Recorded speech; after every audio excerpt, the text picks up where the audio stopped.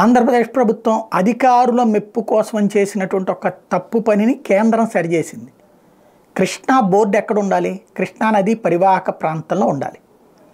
ఎక్కడ ఉంటుంది కృష్ణానది పరివాహక ప్రాంతం? అయితే రాయలసీమలో శ్రీశైలం, నాగార్జున సాగర్, కర్నూలు లేకపోతే నాగార్జున సాగర్ దగ్గర ఉండాలి, గుంటూరు జిల్లా దగ్గర. అప్పుడు హెడ్ క్వార్టర్ విజయవాడ. ఎందుకు? కృష్ణానది విజయవాడ పరివాహకం నుంచి వెళ్ళి సముద్రంలో కలుస్తుంది కాబట్టి. కానీ దాన్ని తీసుకెళ్ళి విశాఖపట్నం ఆఫీస్ పెట్టాలనుకున్నారు. ఎందుకని? ఈ కృష్ణా బోర్డు వాళ్ళని రమ్మంటే వాళ్ళు హైదరాబాద్లో ఉంటున్నారు. వాళ్ళని ఇక్కడికి రమ్మంటే హైదరాబాద్ లాంటి మెట్రో సిటీ అయితేనే వస్తామంటున్నారు, లేకపోతే వాళ్ళు కేంద్రంతో ఏదో ఒక పేచీ పెట్టి ఆపేస్తున్నారు.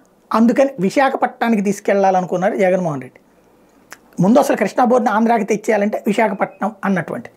కానీ విజయవాడలో పెట్టమని కేంద్ర ప్రభుత్వం, మోడీ సర్కార్ ఆదేశించింది. కృష్ణానది యాజమాన్య బోర్డుని విశాఖ తరలించాలని జగన్ ప్రభుత్వం నిర్ణయించింది. కృష్ణా జలాలతో ప్రాజెక్టులతో విశాఖ సంబంధం లేకపోయినా నిర్ణయం తీసుకుంది. అక్కడ కార్యాలయం ఏర్పాటుకు అవసరమైన స్థలాన్ని, భవనాన్ని చూపింది.